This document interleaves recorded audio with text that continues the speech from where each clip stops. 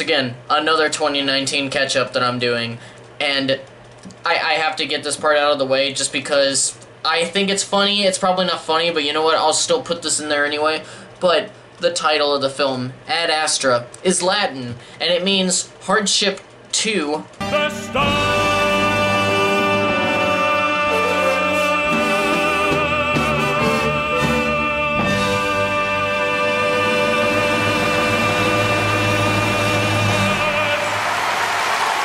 I still find it funny, I don't care. So Ad Astra is co-written and directed by James Gray and stars Brad Pitt as Roy McBride, a major of the U.S. Space Command, which sounded stupid at first, but I will admit they actually do a really good job at portraying like an actual Space Force. But anyway, at the start of the film, these mysterious power surges start to occur that seem to threaten human life in the solar system, and McBride is sent on a mission to the far reaches of the solar system for the reason for the main reason that the source of the surges are possibly being caused by a research vessel that disappeared nearly 2 decades prior, and it was run by McBride's father. I will admit that I was a little bit hesitant going into this film the first time that I saw it, or at least before the time that I saw it. And that was because at first the marketing didn't really explain what the film was about, and as the marketing campaign got closer to the release date, the film became more and more intriguing. And even if I had learned nothing about the story when the film came out, I still would have gone to see the movie because I'm a sucker for sci-fi. I mean, hell, nobody knew anything about Blade Runner 2049, but I was fucking excited when it was coming out. I mean, if I wasn't, if I wasn't a sucker for sci-fi, I wouldn't have paid attention to Leigh Whannell's Upgrade, and I think that that was my most pleasant surprise film of 2018. And so going into Ad Astra, I wasn't expecting like an action sci-fi. I just wanted some sci-fi. It didn't even matter. And it didn't seem like it was going to be that kind of sci-fi where it was just heavy on action. And sure enough, James Gray even pointed out before I even saw the movie that this was going to be the most realistic space travel that has ever been shown on film. And I am sad that I wasn't able to review it around the time of release, but hey, better late than never. Before I get into my thoughts on the film, I want to first remind you guys to hit that like button, and also to hit that subscribe button if you haven't already, especially if you haven't already become a subscriber. And short disclaimer for those of you who are new, I use a pro and con setup with all my reviews, most of them. And usually I don't keep the sections separate, but sometimes I do. We'll see how everything goes in the overall product as we go through this together. Now, let's get into my review of Ad Astra.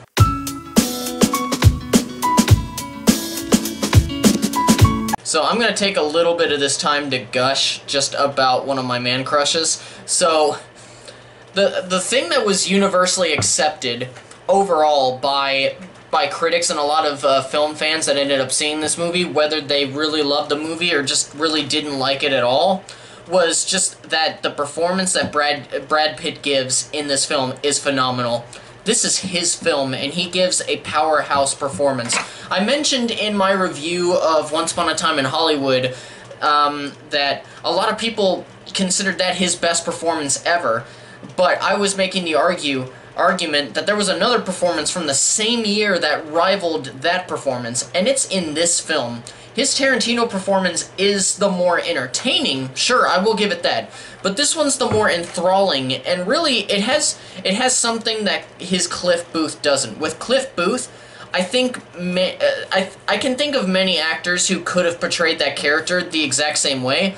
Maybe not as well as Pitt, I will give him that, but still the same. Now, that's not to downplay the fact that he ended up winning his first acting Oscar with Once Upon a Time in Hollywood. I'm just saying that this in Ad Astra was the superior performance overall, or at least in my opinion, and I will fight you on that. With this kind of role, a lesser actor would have, played it up in a loud way, would have really just played up each and every emotional scene like it was their Oscar recap moment. You know those moments. And then there are the small amount of actors who would have done it exactly how Brad Pitt does it.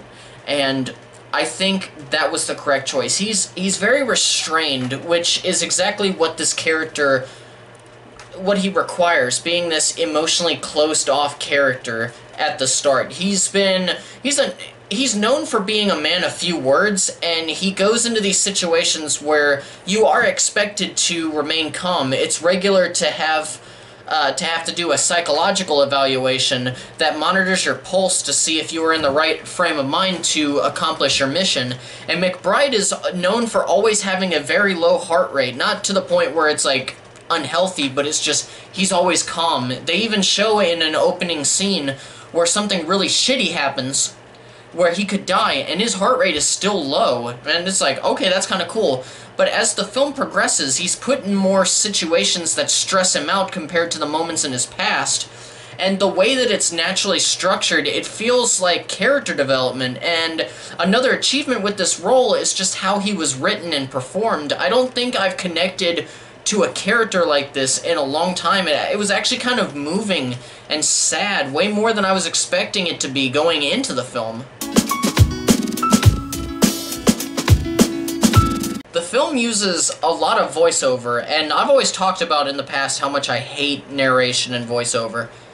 But sometimes narration can be useful, and also brilliantly used to where the audience doesn't feel like the filmmakers are just talking down to them like most expositional narration feels like it does. And it helps that in this film it's not really expositional.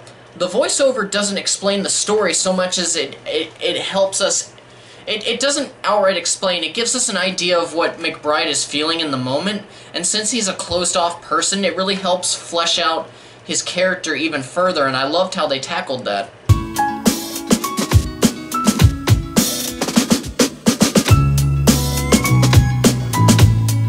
And the visual effects and the cinematography are beautiful. The latter is no surprise since the director of photography also worked on Interstellar. And we know how those space scenes looked. I mean, hell, I saw Interstellar on a 5-story IMAX screen when I was in San Antonio. Like, has it been 6 years already? Anyway, that was a fucking experience unto itself, and even the action sequences feel unique in this. There's that sequence on the moon with the moon buggies that you see in the trailer. It's amazing to behold, and the action actually takes a back seat in those scenes, and the camera seems to focus solely on the characters instead, like the main characters that we focus on. And that's something that the film has going for itself. It's not an action sci-fi film like Interstellar or Gravity. It's really a more realistic space travel movie. Lots of lulls, and I appreciated the authenticity. Ad Astra feels instead like a character study. It's like 2001: A Space Odyssey meets one of those movies that I just mentioned. The visuals of Gravity and the more complex story of 2001: A Space Odyssey, with a little bit of a Western genre feel, like kind of like nuzzled in there just nicely. And there are even a few visual cues that seem to be inspired by 2001: A Space Odyssey, as many sci-fi films are, but this one was particularly noticeable in its reverence. But really, the part that kept me most invested was the theme of father and son. Seeing yourself in your father, but also being afraid to become your father, searching for who your father is, literally. It was extremely powerful, and again, it affected me in more ways than I expected. I wasn't expecting to feel any of these emotions that I was feeling during this film, which, honestly, I shouldn't discredit any of this. One of the reasons why I love sci-fi as a genre is true sci-fi tends to visit the very human themes, and I guess I've been so disappointed with, you know, 2019 in general with film as a whole that I kind of lowered my expectations maybe a bit too much. But at the same time, there is one theme in the film that that while tackled okay, I was kind of tired of hearing of it, and it's simply just, it's simply because of the importance of home, less specifically, but and yet more specifically Earth as our home. And I just thought I've seen it too much, and there were other films that target that theme better, but other than that, everything else just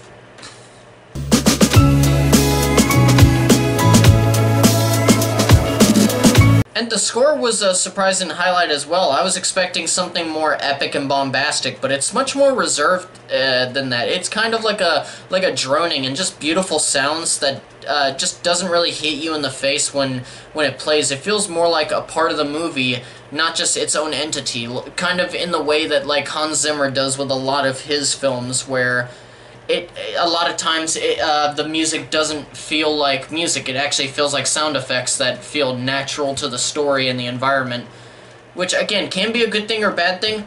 I thought it was a really good thing in this film.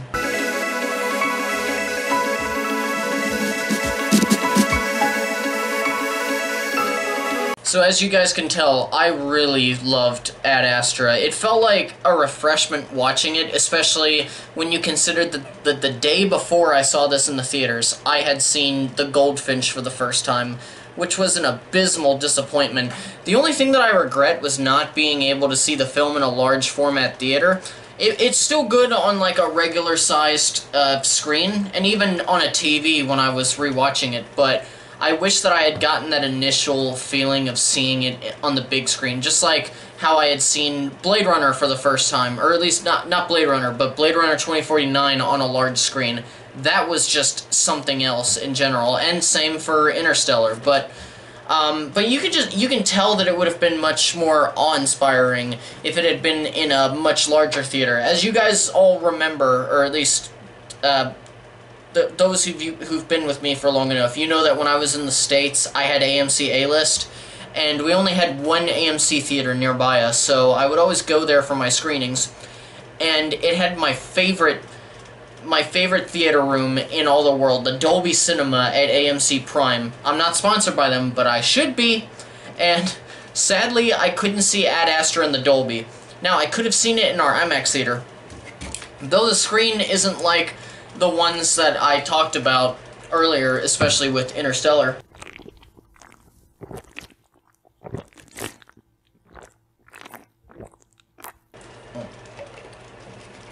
Which isn't inherently a bad thing. It's still a good-sized theater. But at this particular AMC, hopefully they fixed it.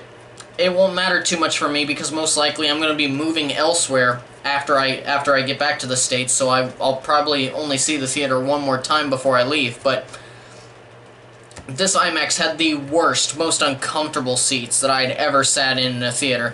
So I wasn't really going for that option, especially since the film's like 2.5 hours. No, not at all. I could barely even sit through Aquaman with it, and that was like a 90-minute film, give or take, so it wasn't that long.